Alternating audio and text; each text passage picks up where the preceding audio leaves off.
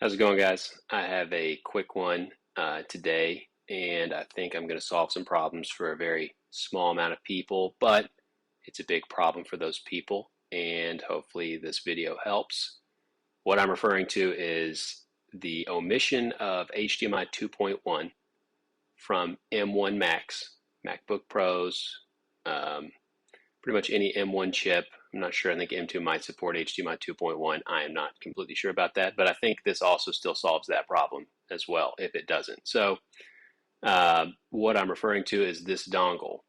So I have scoured the internet trying to figure out a solution on getting HDMI 2.1 functionality on my Mac because I have an LG OLED display here that only has HDMI 2.1 inputs. Now, why is that a problem? Well, if you're here, you probably know why that's a problem, because HDMI 2.0, which is what the MacBook has, does not support 120 hertz 4K. And I know first world problems, but if you paid this much money for a display, you want to maximize it, and the MacBook itself is not cheap either. You pay this much money for two things, you kind of want everything to work the best it can. So, scoured the internet, stumbled across a solution, which is this dongle, which I'll put a link in the description. If you want to help me out, I don't even know how much that's going to get me, if it's even going to be relevant, but hopefully if it helps you out, you can help me out and buy this thing from the Amazon affiliate link below. You get this dongle, and then you install this firmware on it that should theoretically give your laptop the ability to send HDMI 2.1 signals. It's going to convert your Thunderbolt or your USB-C to DisplayPort and then convert that to an HDMI 2.1 signal.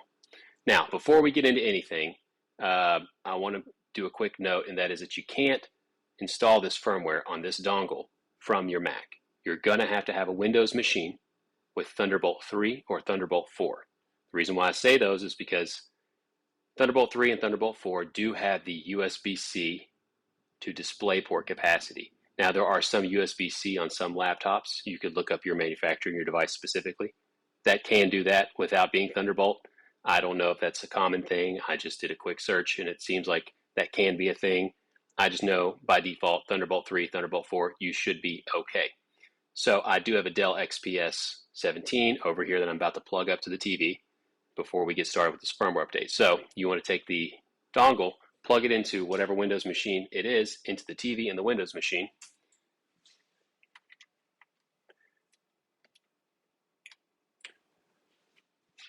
Hopefully that registers. Okay, looks like it just took. So from there, I'll put this link in the description. You just click download, which I've already done, so it's already been downloaded. From there, go to downloads, and you'll have a compressed zipped file. You're just going to extract that, extract all. I just do it here, which I've already done, saving everybody time. And then when you open that, you're going to be met with three files: how to upgrade the firmware, which is pretty much what I'm going to go over today. I'm basically reading this to you. And then you have the firmware itself and the DisplayPort tool. So let's go ahead and launch the DisplayPort tool. And in the notes, it says to check the firmware to see if the firmware is older or newer or whatever. I plugged this dongle into my MacBook and ran it through the TV, and it acts just like how I expected it to. It's 60 hertz, 4K. So I don't really care about the firmware version at this point, and I just purchased it from Amazon. So if it doesn't work and I brick it, I'll just probably return it. Because Cable Matters, I reached out to them. They're the ones who actually showed me this technique, and they sent me all this stuff. So if it breaks and I send it back to them, that's kind of on them for telling me the wrong stuff anyways. So let's check the firmware version. It looks like it's 7.02120. I don't know. Sometimes that confuses me. I don't know if it's a newer version or older version than this. It's logically, I would think it's newer than this, but we're going to just move on with the installation and see where it takes us, right? So once we've confirmed that the firmware version is completely irrelevant to me right now, and probably you if you're like me, you're just going to go to Flash. This is very simple. You're just going to load to Flash. It's going to take you to that same spot where the file was extracted. And notice it's only going to be able to read this full ROM file anyways. So you can double click the full ROM. It is flashing it right now. And so I don't know if I'm going to speed this up or if we're just going to roll with it. But Looks like it's pretty quick. Quick note, halfway through, I did read something in the instructions that said it might tell me that this is the wrong firmware. I might get a red notification. It tells me to disregard that. The instructions do. So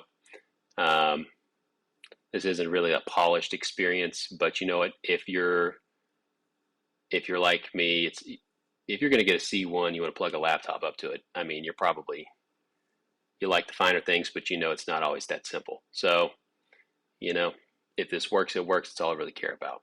Just a quick note. I guess we'll let this thing finish downloading and we'll come back. Okay. Please power cycle the dock by removing and replugging the AC power adapter for the new firmware to take effect. All right. So I'm going to click exit because I don't know which one I'm supposed to do first. Am I supposed to unplug it? I don't know. We'll find out. I'm going to click exit and I will unplug it. May break my display here, but unplug it. And then we will replug it.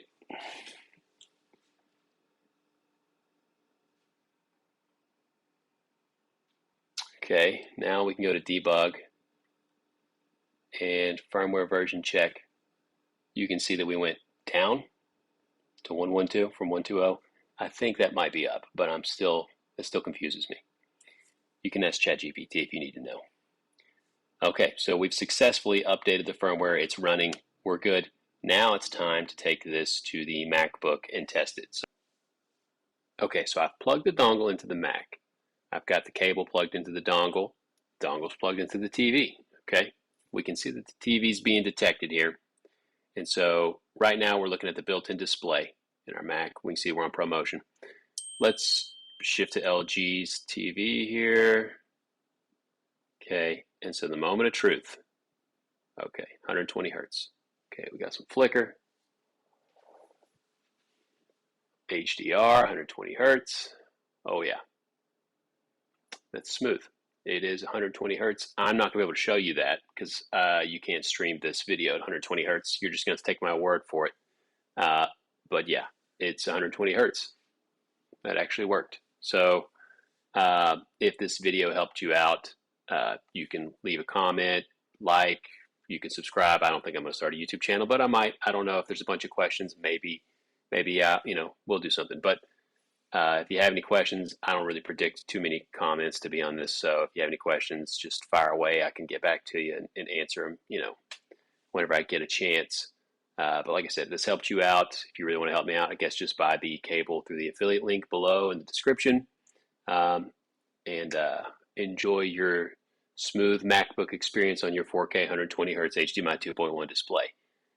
So I guess I'll see you guys around.